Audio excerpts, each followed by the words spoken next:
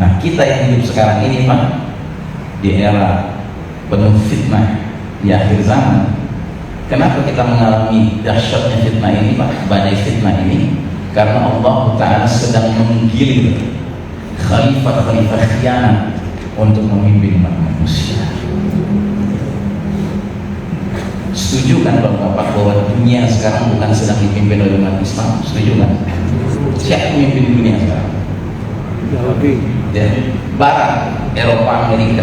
Yang tiada lain adalah the Judeo-Christian Society. Bayangkan, yang mengelola dunia ini adalah orang-orang yang dimurkai Allah dan orang-orang yang disesatkan Allah. Mereka adalah khalifah-khalifah khianat.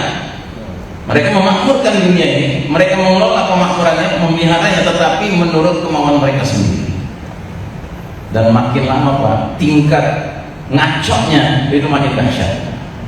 Dan Nabi sudah mengatakan bahwa fitnah di akhir zaman ini nggak ada ceritanya dari tahun ke tahun makin ringan, nggak makin berat Pak. Saya bukan menakuti, cuma saya mengingatkan kita semua, mari kita persiapkan diri kita, karena apa? Makin kesana makin berat Pak.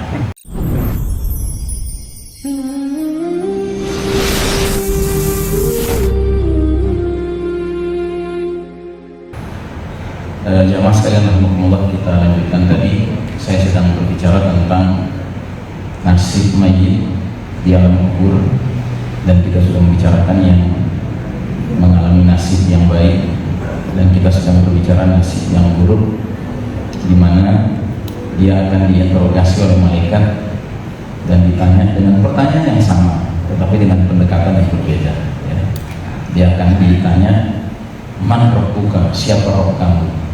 Dan dia akan menjawab, lah, saya tidak tahu.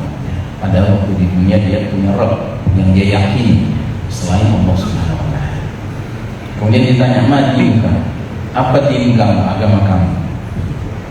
Jawabannya juga, lah, aku tidak tahu. Padahal dia yakin sekali waktu di dunia dia mengaku agamanya Hindu, Buddha, Kristen, ya, bahkan ada yang agamanya komunis, macam-macam. Tapi di situ lidahnya tidak bisa berbicara, karena yang berbicara hatinya, dan hatinya telah berdosa selama ini berpuluh-puluh tahun di dunia. Lalu ditanya, ma hadzal rajulul ladzi bu'itsa fikum, siapa laki-laki yang diutus kepada kalian? Ini pun sama, dia tidak bisa menjawab, la adri, saya tidak tahu. Bahkan di riwayat lain dikatakan, orang bilang dia penikmat wanita, orang bilang dia tukang sihir, ada yang bilang dia orang gila.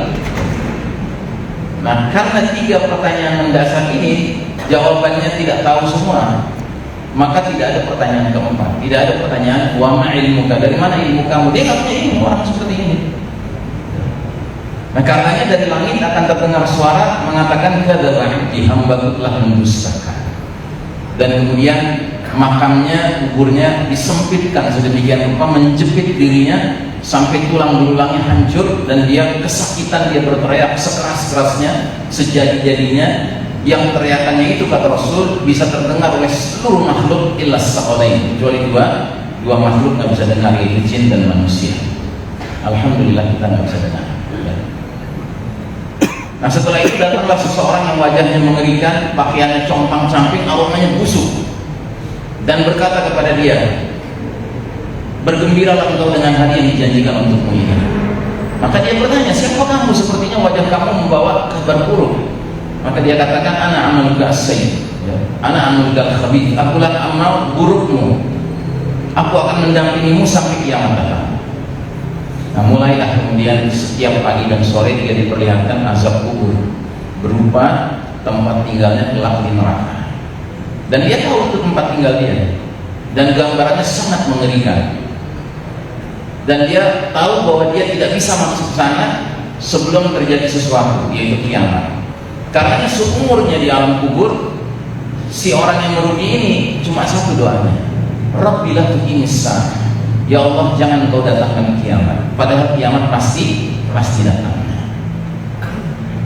Nah, dalam hadis yang lain Nabi pernah mengatakan, aku pernah berdoa kepada Allah meminta izin agar umatku dapat mendengar suara-suara di bawah tanah, tapi Allah tidak kabulkan.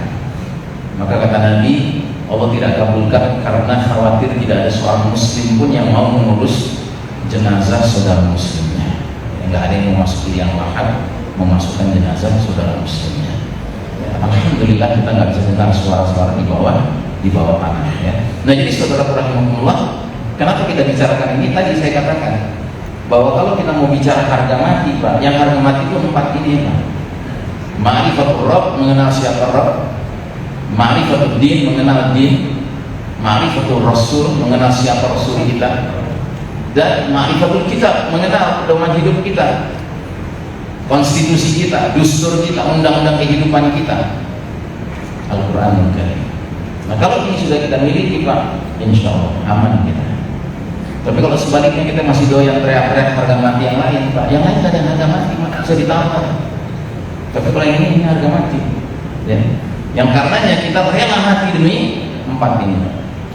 Dan karenanya tidak dibenarkan seseorang mengolok-olok 4 perkara ini ya, karena itu dosanya bukan dosa kecil, bukan dosa besar, tetapi nawaqidul iman. Nah saudara rahimahullah, dahsyatnya fitnah yang melanda dunia sekarang sehingga menjadi seperti sepotong malam menggelap gulita telah menjerembabkan, telah menjerumuskan tidak sedikit kaum muslimin ke dalam fenomena yang disebut disorientasi. Apa arti disorientasi? Setidak-tidaknya ada 3 pengertian disorientasi. Yang pertama, disorientasi bermakna kehilangan arah dan tujuan. Yang kedua, disorientasi artinya tidak mengenal tempat dan waktu. Dia seperti kehilangan kesadaran ruang dan waktu. Dia nggak ngerti dia berada di mana, dia nggak ngerti dia berada di waktu seperti apa, zaman seperti apa. Nah puncak disorientasi itu yang ketiga, yaitu seseorang mengalami fenomena lupa diri. Jadi dia krisis identitas, lupa diri.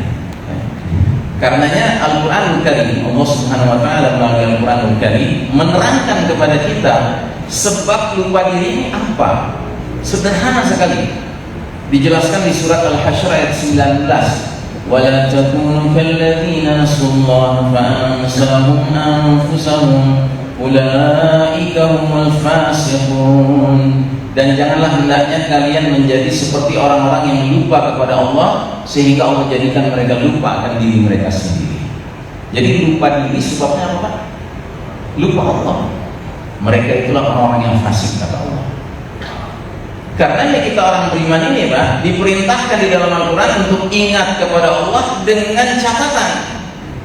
Bukan ingat kepada Allah yang sekedarnya, tidak. Allah berfirman, Ya ayyuhalladzina amanu zkurullaha dzikran katsira. Hai orang-orang beriman, ingatlah kalian akan Allah dengan ingat yang sebanyak-banyaknya. Bahkan di surat Ali Imran itu digambarkan bahwa orang-orang yang cerdas, yang menggunakan akal mereka itu ingat kepada Allahnya itu digambarkan sebagai yazkurunallaha qiyaman wa qu'udan wa 'ala junubihim. Mereka mengingat Allah dalam keadaan posisi berdiri kah, posisi berbaring, duduk kah, posisi berbaring kah. Sedangkan kita tahu hidup di dunia ini Pak, kita cuma punya 3 kemungkinan posisi. Kalau nggak sedang berdiri, sedang duduk, sedang berbaring. Ustaz, orang senderan apa Pak? Ya orang senderannya berdiri kalau senderannya berdiri. Kalau dia senderannya duduk ya duduk.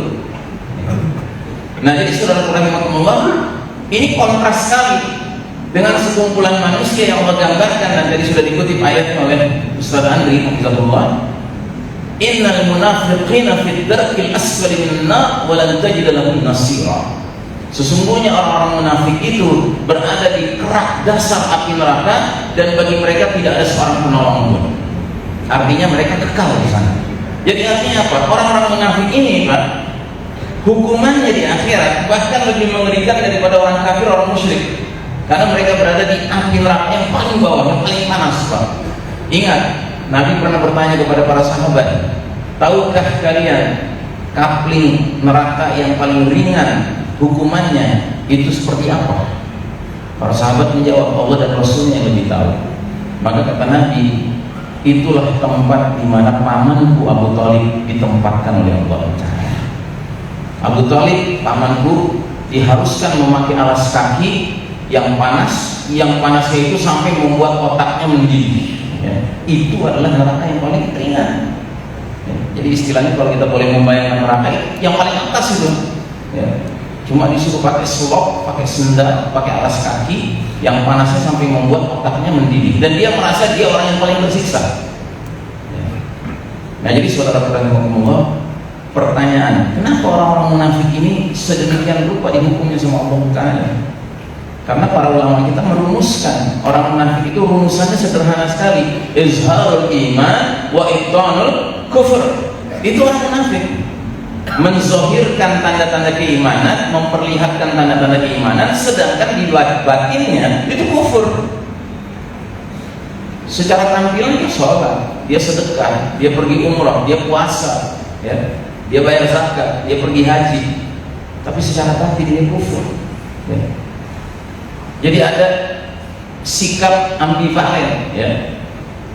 Dan mereka ini salah satu kriteria dari orang munafik itu apa? La yazkurunallaha illa qalilah. Mereka tidak mengingat Allah kecuali apa? Sedikit. Jadi mereka seperti orang beriman juga, Pak, ingat Allah, cuma ingat Allahnya apa? Tekor, nggak memadai, sedikit ingat Allah. Makanya kita harus waspada, Pak, jangan sampai kita ini ingat Allahnya angin-anginan, Pak, mengerikan, bahaya. Ya, karena seperti tadi dijelaskan oleh Ustaz Andri, sekarang ini orang seperti berlomba-lomba menjadi orang munafik, Pak, berlomba-lomba. Demi apa? Ya demi macam-macam yang sifatnya duniawi. Ada yang demi kedudukan, ada yang demi popularitas, ada yang demi harta, ya, ada yang demi wanita, ya, macam-macam. Tapi yang pasti mereka tidak berbuat lillahi ta'ala. Nah, jadi saudara rahimakumullah, untuk menghindari kita masuk ke dalam fenomena disorientasi, ada perkara-perkara yang harus kita lakukan, dan intinya adalah memastikan orientasi tujuan kita. Dan orientasi tujuan ini ada dua yang harus kita camkan, yang harus kita renungkan, yang harus kita punya terus-menerus. Yang pertama, selalu mengingat apa maksud Allah menciptakan diri kita ini, manusia. Sama yang kedua, yang B, adalah selalu menyadari what is our final destination, apa destinasi akhir hidup kita. Kalau dua hal ini bisa kita jaga, ingatan kita camkan, kita camkan, ya, mudah-mudahan kita nggak akan mengalami disorientasi sekalipun ditakdirkan hidup di era penuh fitnah di akhir zaman, ya. Nah, kita bicara yang pertama, penciptaan manusia. Allah Ta'ala menciptakan kita manusia ini dengan dua kondisi, Pak. Kondisi pertama, kita dibebankan yang namanya wazifatul insan, tugas sebagai manusia, yaitu tugas al-ibadatu lillahi wahdah, menghambakan diri kepada Allah semata. Itu tugas kita di dunia. Tugas kita bukan nyari duit, tugas kita bukan nyari gelar akademis, tugas kita bukan nyari popularitas, tugas kita bukan berebut kursi, ya. Di rumah saya nggak berebut kursi, Pak, ya. Silahkan datang ke rumah, insya Allah nggak berebut kursi, nggak ada tradisi itu di rumah. Itu bukan tugas kita. Tugas kita adalah ibadah, ya. Dan Allah Ta'ala abadikan hal ini di surat Az-Zariyat ayat 56 yang saya yakin kita semua sudah hafal, setidak-tidaknya mestinya hafal, ya, karena ini adalah fondasi kesadaran kita bahwa Allah memang menciptakan kita dengan one goal, dengan satu tugas, yaitu tugas beribadah kepada Allah semata. Wa ma khalaqtul jinna wal insa illa liya'budun. Tidaklah menciptakan jin dan manusia melainkan untuk beribadah kepada Allah Subhanahu wa taala. Dan hanya dua makhluk ini yang dibebankan tugas ibadah. Yang lainnya, baik itu langit, gunung, bumi, lautan, udara, ya, api, tanah, ya, hewan-hewanan, tumbuh-tumbuhan, semua itu ditugaskan Allah atau diciptakan Allah untuk tunduk sepenuhnya kepada Allah Ta'ala, tau'an au karhan, baik dengan sukarela maupun dengan terpaksa, ya. Tapi kita, jin dan manusia, kita saja yang dapat wazifah, ya, tugas beribadah. Dan karenanya kita diberikan yang namanya freedom of choice, kebebasan untuk memilih. Untuk memilih mau mengikuti gerak langkah alam ini yang tunduk kepada Allah Ta'ala, padahal mereka tunduknya dengan suka maupun terpaksa. Nah, kita pun demikian. Kalau kita memilih sealur, segelombang, sefrekuensi dengan alam ini, jadilah kita harmonis hidupnya dengan alam. Tapi boleh seseorang itu memilih untuk sebaliknya, tidak selaras dengan alam ini, yang berarti apa? Tidak tunduk kepada Allah Ta'ala. Silakan. Itu ada kebebasan penuh kita diberikan oleh Allah Ta'ala. Di antaranya Allah sebutkan di surat Al-Kahfi yang biasa kita baca di ayat 29. Apa kata Allah? wa qulil haqqu min rabbikum faman syaa'a falyu'min wa man syaa'a falyakfur. Katakanlah kebenaran itu datang dari Rabb, dari Allah Ta'ala. Barang siapa yang ingin beriman, silakan dia beriman. Barang siapa yang ingin kafir, biarlah dia kafir. Jadi sama Allah kita diberikan kebebasan sepenuhnya, Pak, untuk memilih jalan imankah atau jalan kafirkah. Yang kita tidak diberikan kebebasan adalah mengalami atau menerima akibatnya. Itu yang tidak ada kebebasan, ya. Jadi jangan sekali-kali menjadi orang keblinger, milih jalan iman tapi berkata kepada Allah, ya Allah, aku beribadah kepada Engkau semata-mata mencari ridho-Mu, bukan surgamu. Gak apa-apa kalau memang aku harus masuk neraka, gak apa-apa, asalkan Kau terima ibadahku. Ini keblinger. Kenapa? Karena kalau Allah melihat hambanya beribadah dengan penuh kesungguhan, beriman dengan penuh kejujuran, tidak bisa tidak Allah akan rahmati orang ini. Dan kalau Allah sudah rahmati, pasti ujungnya adalah jannah. Pasti itu. Akibatnya demikian. Ini keblinger orang seperti ini, milih jalan iman tapi nggak merasa perlu dengan jannah, sok tawadhu yang nggak pada tempatnya. Tapi ada yang lebih keblinger lagi, Pak, milih jalan kafir ingin masuk surga. Nah, itu lebih keblinger lagi. Dan zaman sekarang banyak yang begitu, Pak, ngaku muslim tapi kelakuannya lebih bangga kayak orang kafir gitu. Ngaku muslim, bikin rumah makan jualannya babi gitu. Ajaib. Nah, jadi saudara rahimakumullah, ini yang pertama, kita ditugaskan untuk beribadah. Nah, dalam realitas kehidupan kita sering kita lihat ada keluarga-keluarga yang mengaku keluarga Islam, tapi ibadah belum menjadi tugas pokok, ya. Contoh, mungkin ini contoh agak sering terjadi di negeri kita, ya. Misalnya ada orang tua akhirnya mau menikahkan anaknya, udah ketemu jodohnya. Nah, supaya istilahnya nggak perlu repot-repot mencari dan membiayai gedung gitu, ya, acara di rumah, apalagi rumahnya besar, dan supaya angpaunya banyak, ya, maka diundangnya dari jam 11 siang, ya, resepsinya, dengan akad kan pagi, nah resepsi jam 11 siang sampai larut malam. Nah, itu nggak dipikirkan tuh nasib pengantin dalam hal apa? Dalam hal ibadah. Sehingga nggak jarang justru pengantin di hari nikahnya, Pak, zuhur lewat, asar lewat, maghrib lewat, ya kan? Apalagi kalau pengantinnya perempuannya belum punya kesadaran menutup aurat, yang berarti apa? Kesalahan, ya kan? Mahal Pak kesalahan. Kalau dia berwudu ya rusak rambutnya. Nah, akhirnya apa? Kalau dia masih punya kesadaran, Pak, nanti udah bubar semua tamu, ya kan? Sholatnya jamak rapel, gitu, zuhur, asar, maghrib, isya sekaligus, gitu, ya kan? Ada nggak yang gitu? Dan saya mengatakan masih mending juga, kayak masih mending sambil begitu itulah, gitu kan, daripada yang sama sekali meninggalkan dengan alasan apa? Ya sekali-sekali lah, kan nikah tiap hari, gitu. Nggak apa-apa lah, nggak sholat, cuti dulu. Nah, maksudnya ini artinya apa? Artinya kesadaran tugas beribadah sudah tidak ada. Atau misalnya satu keluarga Islam atau mengaku Muslim, ya kan, mengadakan rihlah family rihlah, gitu. Rihlah keluarga, jalan-jalan dari Depok menuju ke Malang, gitu, ya, lewat darat. Nah, tapi karena orientasi ibadah itu nggak ada kesadarannya, itu nggak diperhitungkan itu bagaimana berhenti di rest area untuk memastikan sholatnya nggak terabaikan, ya, itu nggak terlihat. Berapa banyak keluarga Muslim hari ini yang seperti itu, ya.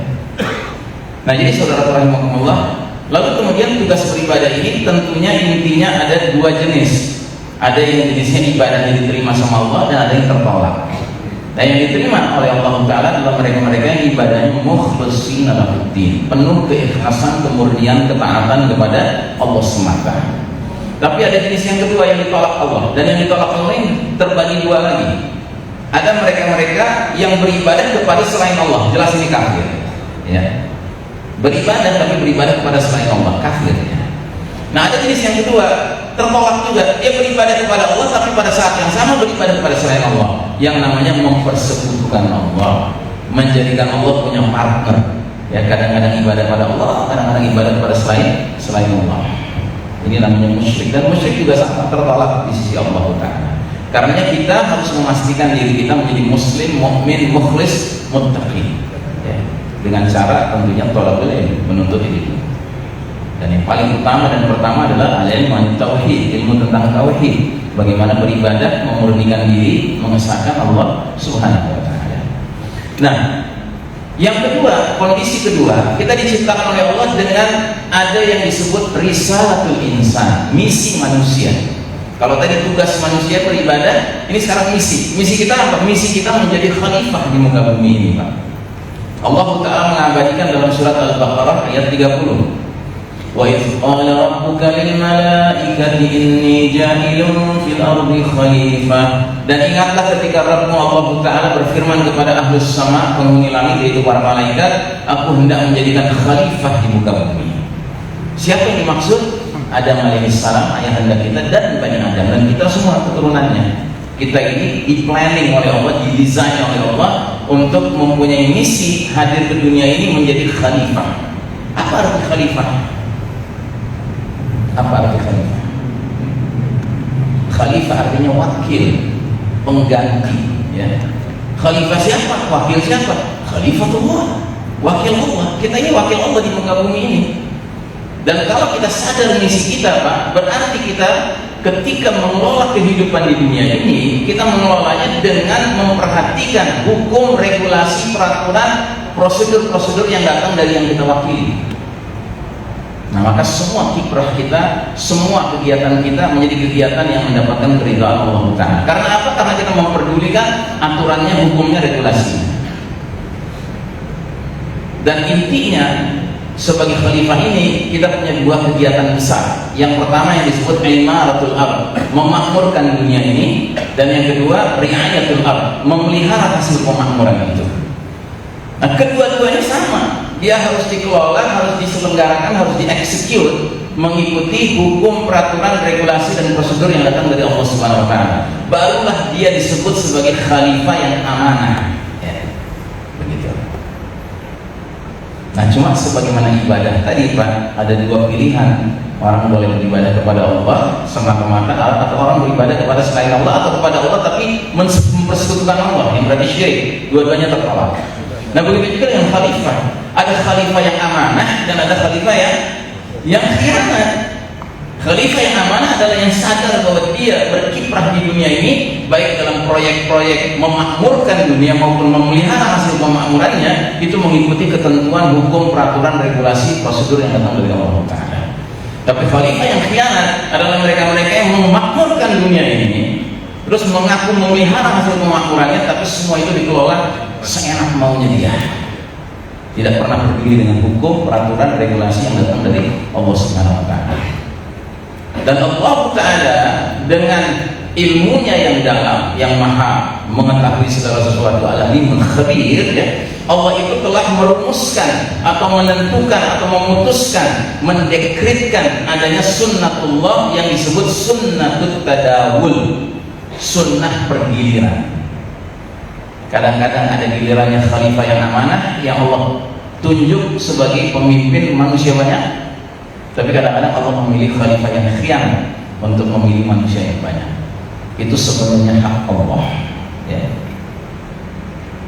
Nah, kita yang hidup sekarang ini, Pak, di era penuh fitnah di akhir zaman, kenapa kita mengalami dahsyatnya fitnah ini, Pak, badai fitnah ini? Karena Allah Ta'ala sedang menggilir khalifah-khalifah khianat untuk memimpin manusia. Setuju kan Bapak bahwa dunia sekarang bukan sedang dipimpin oleh umat Islam? Setuju kan? Siapa pemimpin dunia sekarang? Ya, Barat, Eropa, Amerika. Yang tiada lain adalah the Judeo-Christian Society. Masyarakat yang dalam surat Al-Fatihah Allah sebut itu al-maghdubi alaihim, golongan yang dimurkai Allah. Sedangkan Allah sebut an-nasara itu dalam surat Al-Fatihah dengan ad-dallin, orang-orang yang tersesat.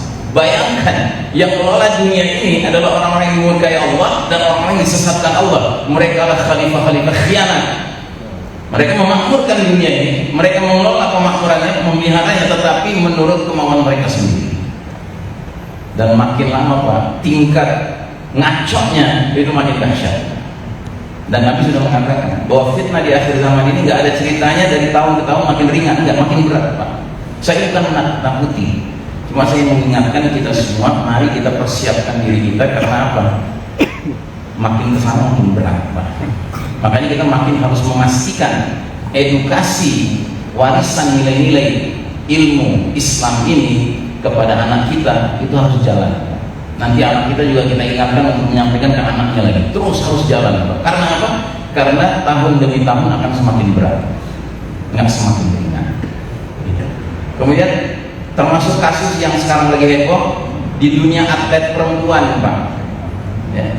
Selama ini ada seorang wanita Amerika yang dia setiap kali perlombaan berenang itu mesti juara satu. Nah, suatu ketika masuklah, mendaftarlah seorang trans woman, seorang laki-laki, ya kan, laki-laki, Pak, ya, laki-laki, ya kan, ngaku perempuan, perenang, ya kan, maunya ikutnya perlombaan dengan perempuan juga, ya menanglah dia. Nah, sehingga si perempuan yang selama ini juara satu protes, tapi protesnya nggak diterima. Jadi sudah kacau, Pak, dunia sekarang. Maka kita orang beriman harus berpegang teguh kepada ketentuan-ketentuan Allah, dan kita tidak boleh membiarkan di negeri kita, di lingkungan kita, ya penyakit-penyakit kerusakan fitrah ini dibiarkan. Kita harus melakukan sikap yang tegas pada masalah ini, ya. Dan kita tidak boleh bersikap begini, kan ada mereka yang bersikap begini, ya lo mau jadi gay urusan lo deh, gitu, yang penting lo jangan ganggu anak gue, jangan ganggu gue, kan gitu, ya kan. Kalau dalam Islam nggak begitu. Kalau dalam Islam, kalau memang ada orang jadi gay, ya kan, itu harus ada upaya untuk membenahinya. Kenapa? Karena kita diperintahkan untuk melakukan al-amru bil ma'ruf wan nahyi anil munkar.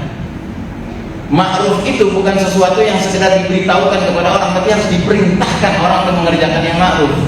Sebagaimana yang mungkar itu bukan sekedar dianjur-anjurkan untuk berhenti dong, yang mungkar tidak, tapi an-nahyu anil munkar, harus dicegah kemungkaran itu. Dan itu tugas siapa? Tugas yang punya otoritas sebenarnya, gitu. Nah, sementara kita para dai cuma bisa menganjurkan yang ma'ruf, kita cuma bisa menganjurkan tinggalkan yang mungkar, tapi kita nggak punya kekuatan, kita nggak punya otoriti, kita nggak punya kekuasaan, ya. Makanya kembalinya nanti ujung-ujungnya kepada siapa yang punya otoritas itu, maukah dia berperan sebagai khalifah yang amanah atau dia diam-diam menjadi khalifah yang khianat, terserah, ya. Toh dia akan bertanggung jawab di hadapan Allah nanti atas sekian banyak manusia yang dia pimpin. Makanya orang-orang beriman yang faham, Pak, soal kepemimpinan ini, karenanya kalau kita belajar tentang Imam Mahdi, Al-Mahdi itu nanti dibaiat di depan Ka'bah itu dengan baiat paksa. Kenapa? Karena 313 orang alim, orang soleh yang sudah yakin inilah Al-Mahdi, ketika mendatangi dia lalu meminta tangannya diulurkan untuk dibaiat, Al-Mahdi akan menolak. Bukan saya orangnya, kalian keliru, ya. Tapi orangnya akan pukul tengkuk.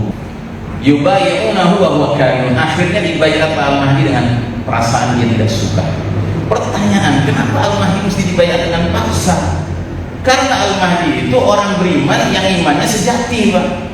Ciri orang beriman sejati itu apa? Nggak mau nggak punya ambisi kepemimpinan, nggak punya ambisi kekuasaan. Dia paham hadis Nabi yang mengatakan al-imaratu fitnatun fid dunya wa nadamatun wa khizyun fil akhirah. Posisi jabatan kepemimpinan itu berpotensi jadi sumber fitnah di dunia dan sumber penghinaan dan penyesalan di akhirat nanti. Maka dia menolak. Jadi Al-Mahdi itu benar-benar mukmin sejati, Pak. Nggak seperti kebanyakan calon pemimpin sekarang, Pak.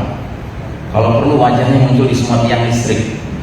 Yang dipaksa melihat siapa? Rakyat yang dipaksa melihat, dipaksa nerima, gitu kan. Bukannya dia yang dipaksa nerima kepemimpinan, karena kedoyan. Gitu. Dia mah doyan. Nah, ini yang pertama alasannya kenapa Al-Mahdi mesti dipaksa. Dan yang kedua alasannya karena Al-Mahdi nggak tahu dia Al-Mahdi. Loh, kok skenario begitu, Ustaz? Ya Allah ingin memelihara Al-Mahdi. Kalau Al-Mahdi tahu jauh-jauh hari dirinya Al-Mahdi, tentu orang lain bisa tahu dia Al-Mahdi. Kalau orang lain tahu dia Al-Mahdi, tentu musuh bisa tahu dia Al-Mahdi. Kalau musuh tahu Al-Mahdi yang mana, kira-kira dia apakan? Kayak 50. Ya. Karena musuh tahu Al-Mahdi peranannya apa nanti. Amirul Mukminin fi akhir zaman, pemimpinnya orang beriman di akhir zaman. Nah, jadi saudara rahimakumullah, kembali kepada masalah kita ini. Jadi kita punya tugas ibadah dan kita punya misi sebagai khalifah, ya, dan tentunya kita ingin menjadi khalifah yang amanah.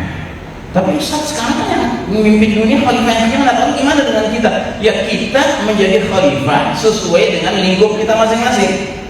Sesuai hadisnya, kullukum ra'in wa kullukum mas'ulun an ra'iyati. Tiap-tiap kali pemimpin dan akan dimintai pertanggungjawaban atas pihak yang dia pimpin. Seorang imam itu pemimpin bagi masyarakatnya, dia akan dimintai pertanggungjawaban atas pihak yang dia pimpin. Seorang kepala keluarga adalah pemimpin bagi keluarganya, dia akan dituntut tanggung jawab atas anak istri yang dia pimpin. Seorang wanita adalah pemimpin bagi anak-anaknya, bagi rumahnya, tempat dia diamanahi oleh suaminya untuk menjaga, dan seterusnya. Jadi kita berperan sebagai khalifah yang amanah sesuai ruang lingkup otoritas kita masing-masing, Pak. Begitu.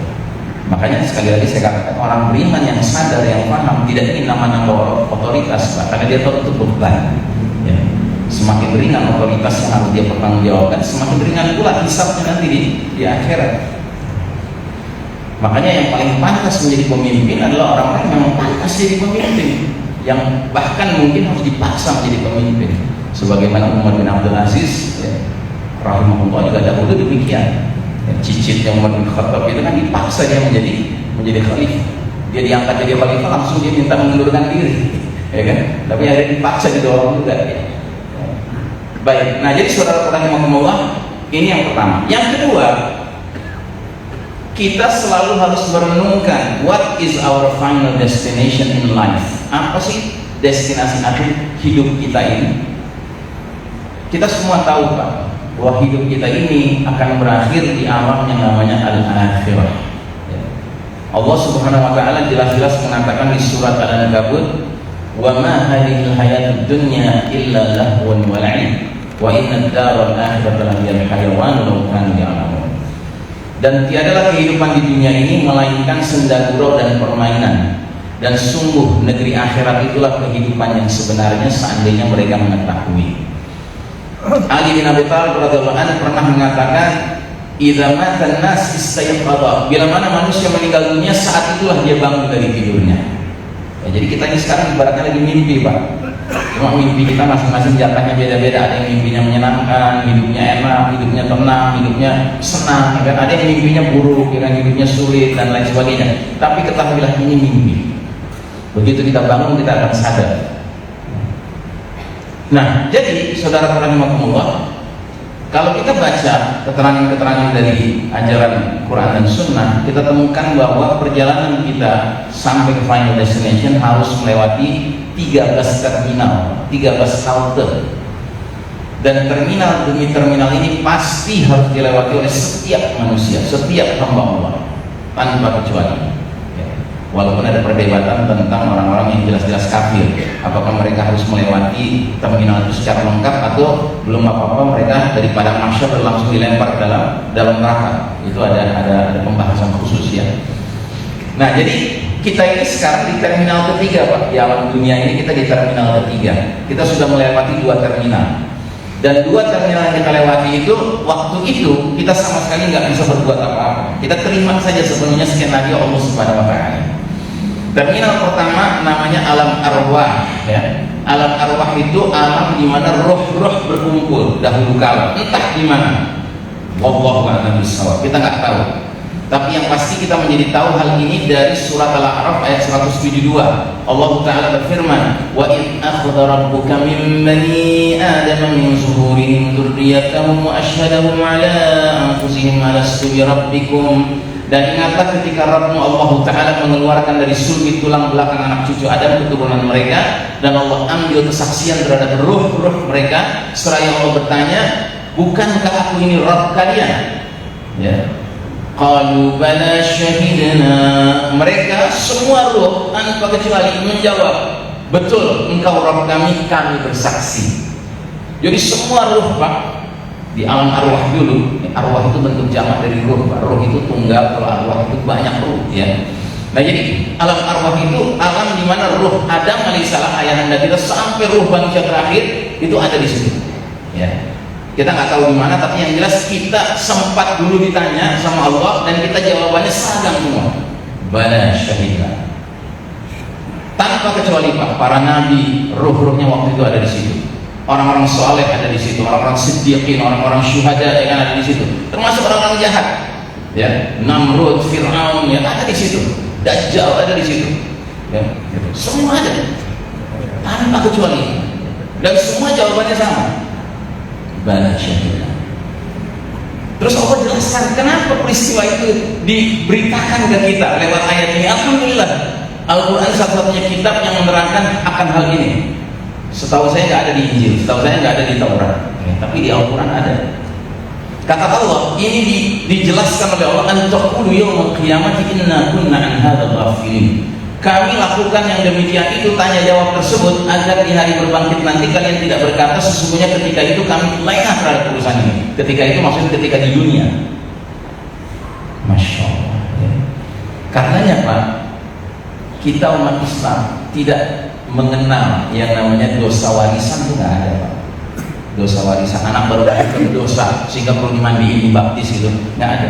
Kita yakin setiap bayi lahir itu nggak ada dosa. Kullu mauludin yuladu ala fitrah.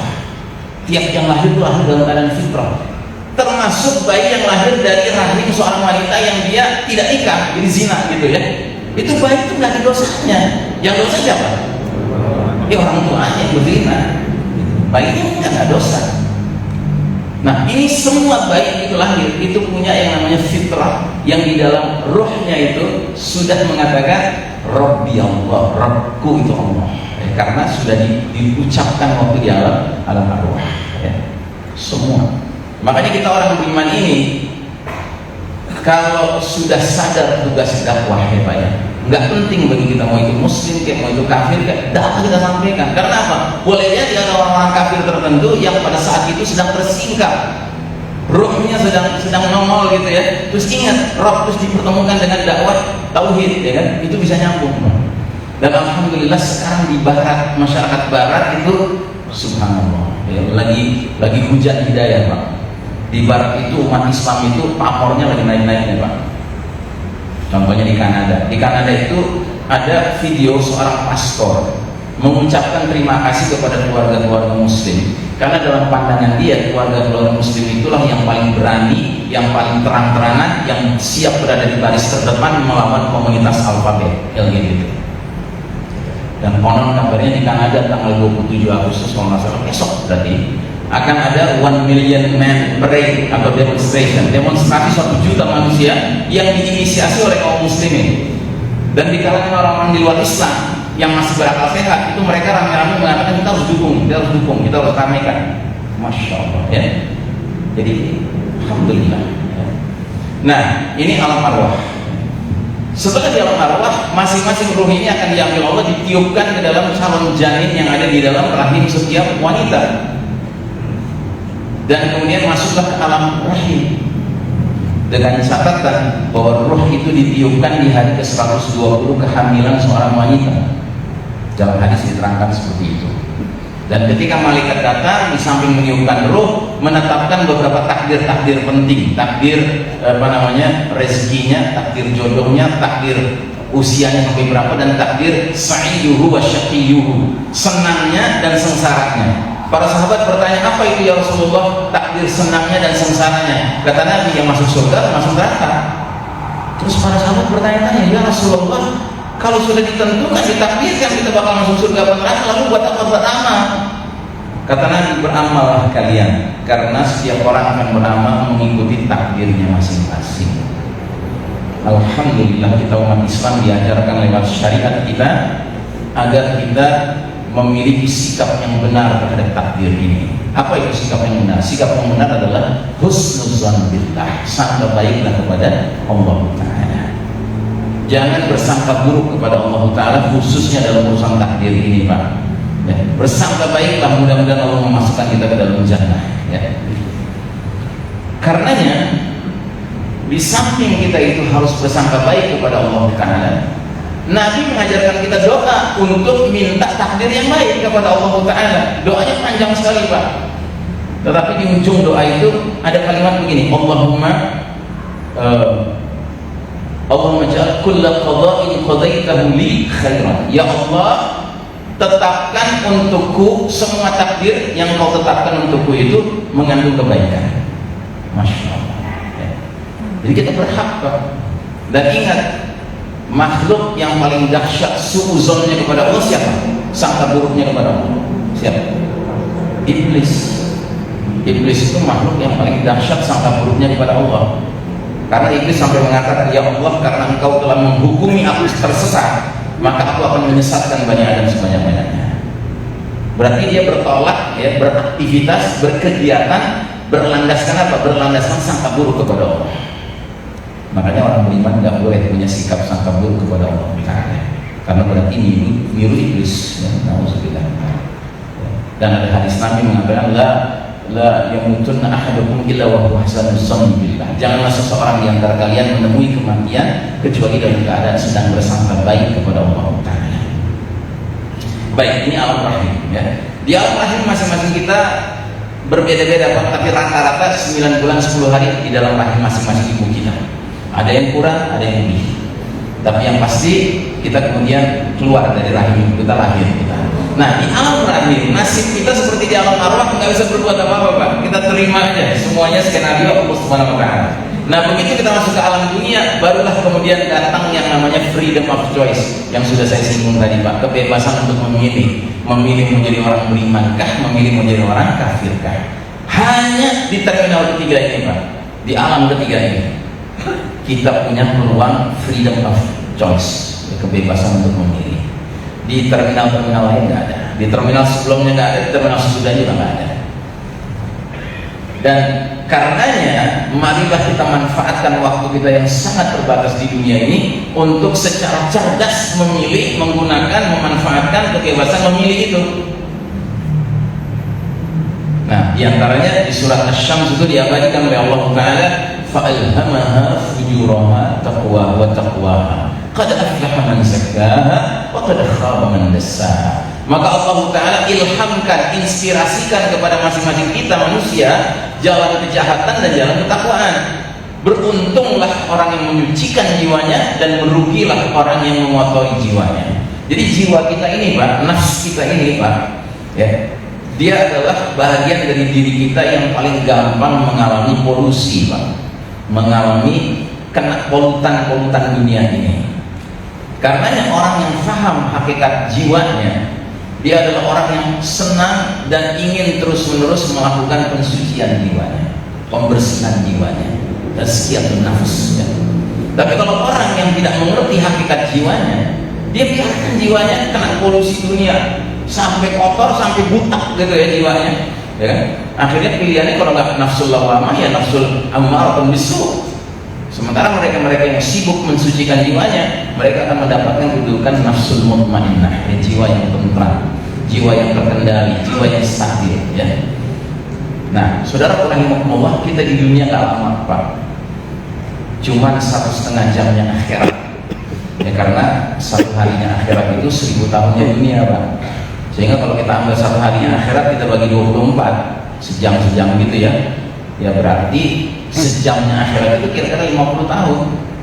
Sedangkan Nabi bersabda, a'mar ummati baina sittin wa sab'in, umur umatku, umat Islam itu antara rata-rata 60 sampai 70 tahun. Yang melebihi 70 tahun itu sedikit jumlahnya. Tadi mana Pak Abdul Said? Ada Pak Abdul Said? Pak Abdul Said berapa, Pak? 66. Masya Allah, udah lampu kuning, Pak. Sama saya, kita lampu kuning, Pak. Udah di atas 60 ya. Yang di atas 70 ada, Pak? Banyak. Enggak, yang di majelis ini. Oh, Masya Allah, ini manusia istimewa nih, Pak. Bapak orang-orang istimewa, Pak. Langka, Pak. Mudah-mudahan Bapak mendapatkan yang terbaik, insya Allah, ya. Karena bonusnya udah banyak. Nah, jadi waktu kita nggak lama, Pak. Cuman 1,5 jamnya akhirat rata-rata kita ini di dunia ini, nggak lama. Tapi dengan 1,5 jam ini kalau kita cerdas memanfaatkannya, Pak, Masya Allah, di akhirat ini kita happy terus, Pak. Kebahagiaan yang hakiki dan abadi, ya. Allahumma ja'alna min ahli jannah. Nah, jadi saudara rahimakumullah, di alam dunia inilah satu-satunya tempat kita diberikan kebebasan memilih. Nanti setelah alam dunia ini kita masuk ke alam kubur, Pak. Sedangkan di alam kubur ini cuma ada 2 kemungkinan. Seseorang itu seumur-umurnya di alam kubur merasakan nikmat kubur atau merasakan siksa kubur. Hanya 2 kemungkinan saja. Karenanya mudah-mudahan kita termasuk yang pandai memanfaatkan waktu di dunia ini sehingga kita nanti di alam kubur yang merasakan nikmat kubur, insyaallah ta'ala. Dan itu kan dijelaskan oleh Imam Al-Qurtubi dalam kitabnya At-Tazkirah, bahwa orang-orang yang sudah meninggal, teman, itu berlakulah hadis Nabi, al-arwahu junudun mujannadah. Roh-roh manusia itu kayak prajurit yang berbaris, mana yang saling kenal berkumpul, mana yang saling mengingkari menjauh satu sama lain. Nah, jadi roh-roh orang-orang yang beruntung ya di alam kubur itu setiap kali ada seorang baru meninggal, ya, kenalannya atau saudaranya atau anak atau orang tuanya gitu kan, itu disambut sama roh-roh yang beriman ini, disambut, dan mereka langsung bertanya-tanya, gimana kabar si ini, gimana kabar si itu, karena mereka belum meninggal. Nanti dia cerita, kalau ceritanya bagus gitu kan, wah si Anu dia masih rajin masih tahu juga, si Anu dia tugasnya berdakwah masih jalan kan, si Anu pergi berjihad fisabilillah, wah senang mereka mendengarkan itu. Tapi begitu ada penjelasan dari yang baru meninggal ini bahwa ada si fulan yang masih hidup di dunia tapi udah nyeleweng gitu ya, udah memilih jalan kemaksiatan, mereka wajahnya murung. Nanti selesai mereka bertanya, giliran yang baru meninggal bertanya kepada yang sudah ada di dalam kubur lama, ya kan? Dia bertanya, itu si Anu gimana, si Anu gimana? Artinya saudara-saudaranya sudah meninggal. Kalau ada di kalangan mereka dipanggil, ini ada dia. Tapi kalau nggak ada, mereka juga wajahnya murung, mereka bilang dia kahawiyah, dia salah alamat gitu. Nah, jadi saudara rahimahumullah, di alam kubur ini orang-orang yang merasakan kenikmatan terus, Pak. Sedangkan orang-orang yang merasakan siksa terus. Dan tadi saya sudah jelaskan bahwa masing-masing mereka punya doa yang berbeda, bertentangan bahkan doanya. Yang satu doanya, Rabbi aqimis sa'ata arji'a ila ahli wa mali. Ya Rabbku, segerakan datangnya hari kiamat supaya aku bisa berkumpul dengan keluargaku dan hartaku. Itu yang senang hidupnya di alam kubur. Sementara mereka-mereka yang menderita karena melihat azab Allah pagi dan sore hari, doa mereka, Rabbi la tuqimis sa'ah, ya Allah jangan datangkan hari kiamat, padahal kiamat pasti datang. Nah, sampai kapan? Sampai datanglah kiamat, kehancuran alam semesta ini, ya. Dikatakan di surat Muhammad ayat 18, fahal yanzuruna illa as-sa'ata an ta'tiyahum baghtah faqad jaa'a ashratuha fa anna lahum idza ja'atuhum dzikrahum. Maka apalagi yang manusia nanti-nantikan selain datangnya hari kiamat yang akan datang kepada mereka secara tiba-tiba, karena tanda-tandanya sungguh telah datang. Maka apa gunanya bagi mereka kesadaran mereka itu bila mana kiamat sudah keburu datang? Jadi Allah Ta'ala lewat lisan Nabi Muhammad SAW banyak sekali menguraikan alamatus sa'ah, tanda-tanda sudah dekatnya kiamat. Tapi nggak semua umat Islam peduli dengan tanda-tanda ini. Padahal kalau kita peduli, Pak, kita makin sadar betapa makin dekatnya as-sa'ah gitu. Dan semakin dekat as-sa'ah berarti semakin kita harus bertaubat. Sambil kita harus ingat kiamat itu ada dua macam ya, Pak. Ada kiamat yang umum yang terkait dengan ayat ini, dan kiamat yang individual yang masing-masing kita akan mengalami, ya. Jadi Nabi bersabda, idza matan nas qad qamat qiyamatuhu, jika manusia meninggal dunia sudah datang kiamat dia. Nah, tanda-tanda kiamat itu berlaku baik untuk kiamat yang umum maupun kiamat yang individual, Pak. Model saya begini, Pak. Sekarang kalau diundang ceramah di sebuah gedung lantai 5, nggak ada liftnya, Pak, dengan harus naik tangga sampai di meja, nggak boleh langsung ceramah, nggak sanggup, atur napas dulu. Nah, itu tanda-tanda kiamat saya. Ya, masing-masing kita punya tanda-tanda, Pak. Dulu kita sisiran ketemu semua, Pak. Sekarang udah banyak buktinya. Nah, jadi tanda-tanda itu sudah ada, tapi nggak semua orang peduli. Makanya akhirnya ada yang keburu datang gitu kiamatnya, mereka nggak siap. Nah, kiamat datang, kehancuran alam semesta itu disebutkan dalam hadis-hadis Nabi bahwa setiap makhluk bernyawa akan dicabut nyawanya, baik manusia, baik jin, baik hewan-hewanan, ya, baik malaikat, ya kan, semua dicabut nyawanya. Dan yang paling akhir dicabut nyawanya siapa? Malaikat pencabut nyawa. Ya dong, karena dia yang nyabut kan. Nah, yang paling akhir dia. Nah, yang nyabut nyawa dia siapa? Allah Subhanahu wa Ta'ala langsung, ya. Nah, setelah dicabut oleh Allah Ta'ala, maka Allah sendirian, Al-Hayyul Qayyum, yang maha hidup dan maha tegak mengurus, ya, ciptaan-ciptaannya. Dan dikatakan dalam hadis, Allah Ta'ala akan berfirman Ana malikul yawm, ainal jabbarun, ainal mutakabbirun. Akulah raja pada hari ini. Mana itu orang-orang yang memaksakan kehendak mereka? Mana itu orang-orang yang menyombongkan diri? Maksudnya siapa? Pemimpin-pemimpin, penguasa-penguasa yang zalim, Pak. Karena mereka itu yang doyan untuk memaksakan kehendak. Mereka yang doyan untuk menyombongkan diri. Gak ada yang bersuara. Kenapa? Mati semua.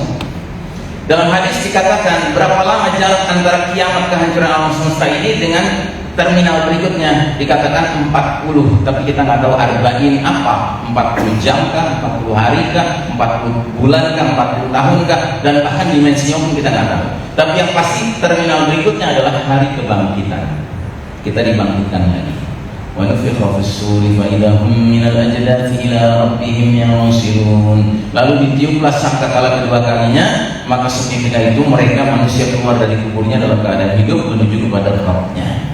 Ya, jadi kita dibangkitkan lagi, Pak, lengkap tubuh kita, ya, jari-jari kita lengkap semuanya. Ya, kita dibangkitkan, lalu kita masuk ke terminal ke-7 yaitu padang mahsyar, yang dikatakan oleh hadis Nabi, yuhsyarun nas yaumil qiyamati ala ardin bayda. Pada hari kiamat kelak manusia akan dikumpulkan di bumi yang sangat putih, berbentuk bulat, pipih dan datar, tanpa ada tanda petunjuk bagi siapapun di atasnya. Artinya nggak ada bukit, nggak ada gunung, nggak ada lubang, nggak ada jurang, rata saja.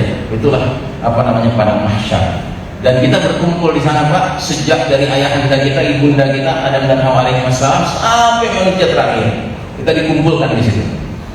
Dan mulailah kita melakukan yang namanya penantian. Penantian apa? Penantian hisab. Dan kata Nabi Muhammad SAW, manusia akan menanti hisab selama 50.000 sanah, 50.000 tahun. Ya.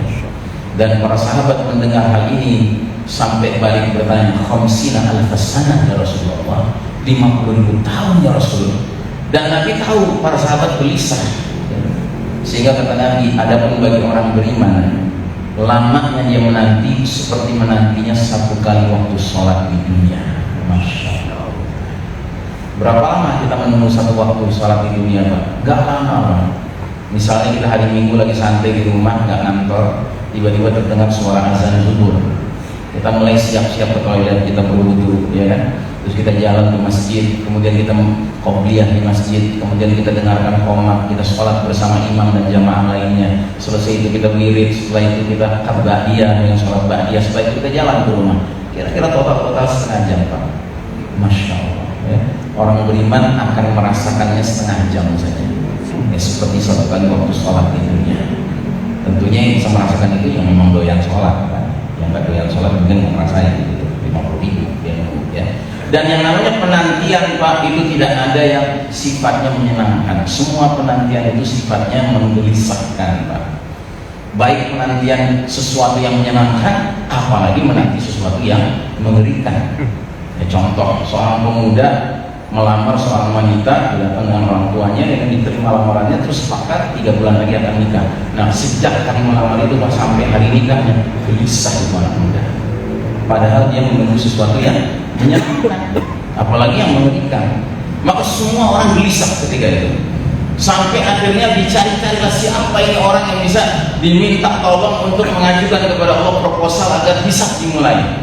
Karena betapa menderitanya menanti seperti ini. Akhirnya datanglah mereka kepada ayahanda kita Adam alaihissalam. Wahai Adam, ayahanda kami, mintalah kepada Allah agar hisab dimulai. Kata Adam alaihissalam, aku nggak sanggup. Aku sibuk dengan dosaku sendiri. Aku telah terjerembab oleh tipuan iblis sehingga aku mendekati pohon terlarang, bahkan memakan buahnya.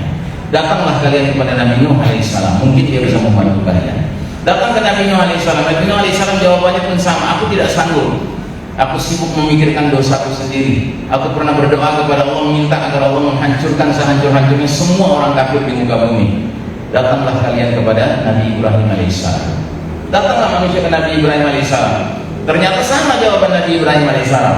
Aku tidak sanggup. Ya, aku sibuk dengan dosaku sendiri. Aku pernah berdosa dengan berdusta di 3 tempat yang berbeda.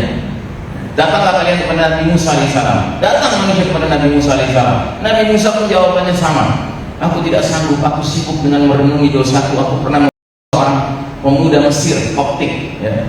Datanglah kalian kepada Nabi Isa alaihissalam. Datang ke Nabi Isa alaihissalam, Nabi Isa alaihissalam tidak bisa membantu. Katanya, datanglah kalian kepada Nabi terakhir, Nabi Muhammad sallallahu alaihi wasallam. Nah, masuklah kita ke terminal ke-8. Ya.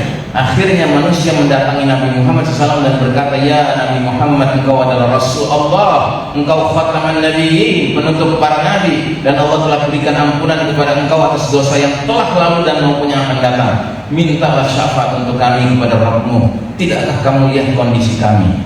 Maka kata Nabi, analis syafa'ah, analis syafa'ah, analis syafa'ah, aku untuk syafaat. Jadi artinya syafaat ini memang untuk Nabi Muhammad SAW. Maka Nabi Muhammad SAW datang ke Arsy, ke singgasana Allah, bersujud di hadapan Allah dengan memuja-muji Allah dengan puji-pujian yang belum pernah diucapkan siapapun. Sehingga Allah Ta'ala mengatakan, hai Muhammad, angkat kepalamu, mintalah, niscaya akan kami beri.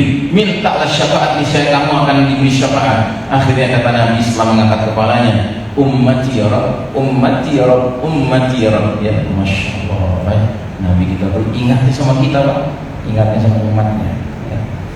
Nah, mulai hisab dimulai.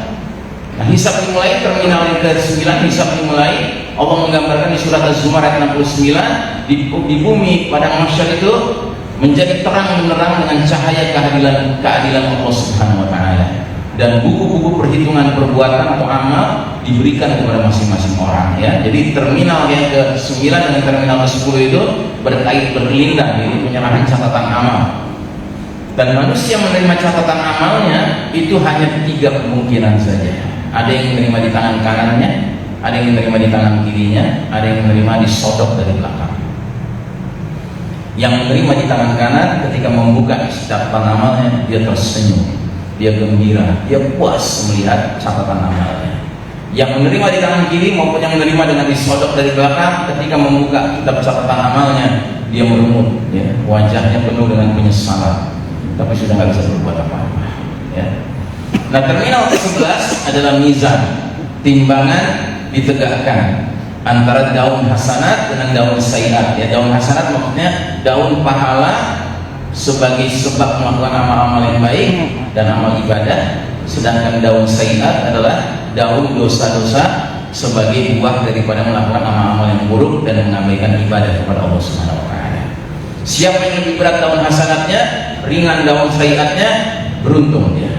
Siapa yang berat daun sayyiatnya, ringan daun hasanatnya, merugi dia. Dan ada manusia ketika itu yang ketika menerima catatan amalnya, dia kemudian dipanggil khusus sama Allah Ta'ala. Allah bilang, mendekatlah kamu kepada-Nya. Sedemikian dekatnya sehingga manusia lain tidak ada yang bisa mendengar. Bahkan para malaikat tidak bisa mendengar pembicaraan Allah dengan hambanya ini. Allah tanya sama dia, hai hambaku, coba lihat catatan amalmu. Dia lihat catatan amalnya. Halaman pertama dia lihat dari atas sampai bawah dosa semua. Dia buka halaman berikutnya, dosa semua. Halaman berikutnya dosa semua. Allah tanya sama dia, hai hambaku, adakah yang kau ingkari dosa-dosa itu? Kata dia, ya Allah, semua benar, aku memang telah melakukannya dan binasal aku. Kata Allah, hari ini tidak ada seorang pun yang kuzolimi, kata Allah. Buka lagi catatan itu, dibuka lagi dari halaman pertama, Pak. Begitu dia lihat, hilang, Pak, hilang, catatan dosanya hilang. Dia buka halaman kedua, hilang, delete, Pak. Dia buka catatan ke halaman ketiga, delete semua. Kata Allah, hai hambaku, hari ini tidak ada yang kuzolimi. Engkau dulu di dunia melakukan dosa-dosamu itu tanpa seorang manusia pun yang melihat, maka hari ini aku menghapuskannya tanpa seorang manusia pun melihat.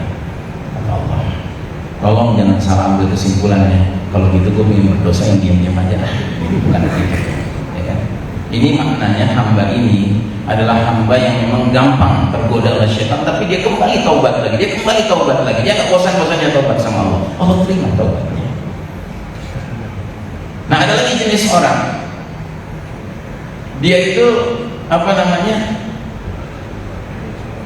merasa binasa juga karena dia lihat timbangan sayyiatnya itu berat sekali, sedangkan hasanatnya tidak ada. Dia kan naik terus itu hasanatnya, daun hasanatnya. Kemudian Allah Ta'ala bertanya, engkau akui dosa-dosamu ini? Aku akui, ya Allah, dan aku sudah binasa, ya Allah. Nanti dulu, kata Allah, masih ada sesuatu untukmu. Allah perlihatkan sebuah bitokoh itu kartu, Pak. Maka si hamba ini berkata, apa yang bisa dilakukan di toko itu untuk aku? Maka Allah letakkan di toko itu di daun hasanatnya, Pak. tiba-tiba bergerak turun ke bawah daun hasanatnya, dan ini naik ke atas, daun sayyiatnya naik ke atas. Ternyata bitaqwa itu adalah syahadatainnya, Pak. Asyhadu an la ilaha illallah wa asyhadu anna Muhammadar Rasulullah. Dia bertauhidnya baik dan benar, Pak. Wala wal baranya jelas, Pak. Ya kan? Dia bukan tipe orang yang mengucapkan kalimat syahadat tapi wala sama tauhid. Ya kan? Dia bukan tipe orang yang mengucapkan kalimat syahadat tetapi benci kepada mujahidin, benci kepada orang-orang soleh, benci kepada ulama. Tapi dia walaknya, barangnya jelas. Sekalipun dosanya begitu banyak, kalah, Pak, dengan syahadat ini. Bergembiralah orang. Sementara itu ada seorang hamba Allah, dia lihat pahala sholatnya memperberat timbangan hasanatnya, pahala puasanya, pahala sedekahnya, pahala umrohnya, pahala hajinya luar biasa, Pak. Sayyiatnya naik gitu, ya kan? Sudah senang sekali dia. Tiba-tiba ada sekumpulan orang berbaris mengatakan kepada Allah, aku nggak ridho orang ini senang. Kenapa? Karena orang ini dulu menzalimi aku di dunia. Jadi kau minta apa? Aku minta keadilan, ya Allah. Bagaimana pendapatmu kalau pahala-pahala sholat dia aku pindahkan kepada kamu? Aku ridho, ya Allah. Habis pahala sholatnya, antrian masih panjang. Orang kedua menuntut juga, dibagi sama Allah pahala sedekahnya. Orang ketiga menuntut juga, dibagi sama Allah pahala umrohnya. Orang keempat pahala puasanya. Orang kelima pahala hajinya. Pahala ibadah mahdhanya udah habis, antrian masih panjang. Nah, mulai antrian berikutnya Allah tanya, orang ini gak punya apa-apa lagi, apa yang bisa aku berikan kepada engkau? Terserah engkau, ya Allah, aku menuntut keadilan. Baiklah, bagaimana pendapatmu kalau dosa-dosamu aku oper ke dia? Aku ridho, ya Allah. Nah, mulai orang-orang berikutnya dosa-dosanya ditransfer kepada orang ini, sehingga yang tadinya hasanatnya jauh di bawah udah naik ke atas, udah habis kan, udah seimbang lagi nih. Tiba-tiba sayyiatnya turun terus. Kata Nabi Muhammad SAW, itulah nasib al-muflis, orang yang bangkrut. Jadi para sahabat pernah ditanya sama Nabi, kalian tahu apa itu orang yang muflis seperti apa? Kata Nabi, ya kata para sahabat, itulah orang-orang yang berbisnis lalu gagal, bisnisnya sampai ludes, sampai modal-modalnya habis. Kata Nabi, tidak, orang yang muflis itu seperti ini. Dia datang kepada Allah dengan membawa hasanat sholatnya, hasanat puasanya, hasanat ibadah-ibadahnya, tetapi syatama hada wa syatama hada, orang ini dia cela, orang ini dia caci, orang ini dia hina, orang ini dia zalimi, orang ini dia sakiti, gitu ya, tanpa dia pernah menyesal. Makanya hati-hati, jangan kita hanya mengumumkan pahala-pahala ibadah-ibadah mahdhah kita sambil kita mengabaikan haqqul minan nas kita, hak-hak orang di sekitar kita, terutama hak orang-orang terdekat kita, anak kita, istri kita, ya, orang tua kita, tetangga kita. Ini orang-orang yang harus kita dahulukan hak-hak mereka. Nah, jadi saudara rahimahumullah, setelah itu terminal yang ke-12 adalah telaga.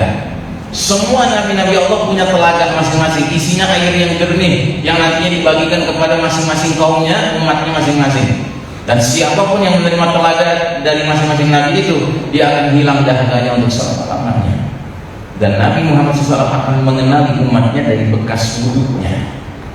Jadi umat Islam itu akan terlihat seperti manusia-manusia yang bercahaya wajahnya, bercahaya tangannya, bercahaya kakinya, bekas wudhu. Dan itu menyebabkan Nabi akan memanggil mereka, dipanggil ke telaganya Nabi. Tapi ada sebagian orang dipanggil sama Nabi dengan penuh kasih sayang, sama malaikat dihalau, nggak boleh mendekat ke Nabi. Kata Nabi, itu umatku. Kata malaikat, ya Muhammad, engkau tidak tahu setelah engkau wafat apa yang mereka lakukan. Mereka rubah agamamu. Jadi mereka sholat, tapi sholatnya nyentek gitu, Pak. Distancing, ada kursinya, ya kan? Kemudian sholat laki perempuan jadi satu soft gitu, ya kan? Dengan seenaknya aja. Nah, yang kayak gini nggak bakal terima air dari telaga Rasulullah SAW. Ada lagi jenis kedua yang nggak terima air dari telaga Rasul. Kata Nabi, sudahkah kalian dengar? Sudahkah kalian dengar tentang umarah, para penguasa-penguasa di akhir zaman nanti sesudahku? Barang siapa yang mendekati mereka, kemudian membenarkan dusta mereka, bahkan mendukung kezaliman mereka, falaysa minni, dia bukan bagian dari aku. Walastu minhu, dan aku bukan bagian dari dia, dan dia tidak berhak mendekati telaga. Tapi barang siapa yang mensikapi umarah itu dengan tidak mau mendekati mereka, tidak membenarkan dusta mereka, tidak mendukung kezaliman mereka, fahuwa minni wa ana minhu, dia bagian dariku dan aku bagian dari dia, dan dia berhak mendekati telaga. Ya. Nah, jadi saudara rahimahumullah, itu telaga. Kemudian yang terakhir, terminal ke-13 adalah sirat, titian yang dibentangkan Allah di atas api neraka, yang setiap orang yang pernah mengucapkan kalimat tauhid wajib menyeberanginya. Cuman yang jadi masalah, ada riwayat yang mengatakan bahwa titian ini ukurannya lebih halus dari sehelai rambut dan lebih tajam dari sebilah pedang. Jadi bagaimana kita menyeberanginya? Kita menyeberanginya dengan kendaraan cahaya. Cahayanya dari mana? Cahayanya dari iman dan takwa masing-masing orang. Semakin kencang iman takwanya, semakin banyak cahayanya, sehingga semakin banyak cahayanya itu menentukan kecepatan bergerak dia melintasi sirat itu, titian itu. Ya kalau cahayanya setinggi bukit, dia akan melintas kayak kilat. Kalau sudah sampai di ujung itu apa? Di ujung itu kontor. Kontor itu lapangan terbuka sebelum babul jannah, sebelum pintu surga. Mereka-mereka yang cahayanya cuma setinggi kepalanya, ya dia bergerak cepat juga kayak kuda. Yang lebih rendah lagi kayak ontak, agak pelan gitu. Tapi yang paling sedikit dan paling lamban geraknya adalah orang munafik. Orang munafik itu cahayanya Pak di ujung jempol kaki, itu pun kelap-kelip, on off gitu. Nyala mati. Begitu nyala dia nyebrang, maju dia. Karena dia perlu cahaya itu. Begitu mati berhenti dia, takut dia.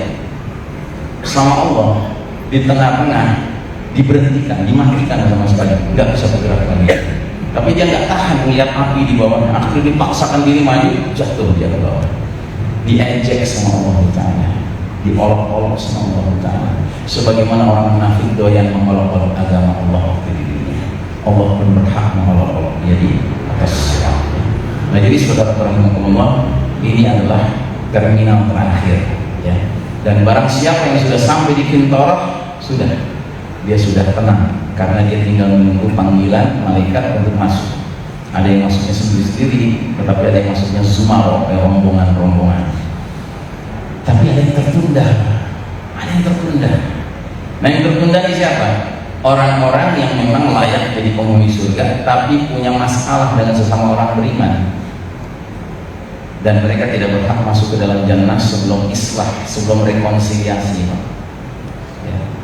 Karena di surga itu kata Nabi Muhammad SAW, penghuni surga itu seolah-olah hati mereka satu, nggak ada dengki, nggak ada benci, nggak ada hasad, nggak ada gondok, kesel, nggak ada satu sama lain. Semua masuk itu sudah clear hubungannya dengan sesama orang beriman, sesama penghuni surga lainnya. Nah diriwayatkan lagi dalam kitab Ibnu Katsir, ada dua hamba Allah, dua-duanya beriman, dua-duanya bersahabat waktu di dunia, tapi dalam kehidupan mereka, persahabatan mereka terjadi clash, terjadi masalah, dan masalah itu nggak selesai sampai dua-duanya dijemput oleh kematian. Jadi mati sambil islah belum terjadi. Nah akhirnya Allah Ta'ala bertanya kepada salah satu hamba yang bertikai ini, dan Allah tanya kepada yang merasa terzalimi, hai hambaku, benarkah ini saudaramu, ini sahabatmu? Benar ya Allah. Apakah engkau mau memaafkan dia? Tidak bisa ya Allah. Mengapa tidak bisa? Karena dia dahulu menzalimi aku dan dia tidak pernah menunjukkan tanda-tanda penyesalan. Jadi engkau tidak mau memaafkan dia? Tidak ya Allah. Angkat kepalamu. Dia angkat kepalanya. Begitu dia angkat kepalanya, dia lihat di depan dia ada bangunan indah sekali, terbuat dari kaca bangunan itu. Saking indahnya bangunan itu, dia bertanya, ya Allah, ini bangunan ini milik nabimu yang mana? Milik orang yang mati syahid di medan jihad mana? Bagaimana ya Allah aku berhak masuk ke dalam rumahku itu? Ada syaratnya. Apa syaratnya ya Allah? Syaratnya kau maafkan saudaramu. Dia teriak langsung, al-an ya Rabb, al-an ya Rabb. Sekarang ya Allah, aku maafkan saudaraku ini. Bahkan ya Allah, bolehkah aku mengajak saudaraku ini ke dalam rumahku? Kata Allah, masuklah kalian berdua dengan rahmatku. Masya Allah. Ini bisa terjadi karena kedua hamba beriman ini memang imannya benar, ya. Nah, belum tentu kita dapat hak istimewa direkonsiliasikan langsung oleh Allah Ta'ala.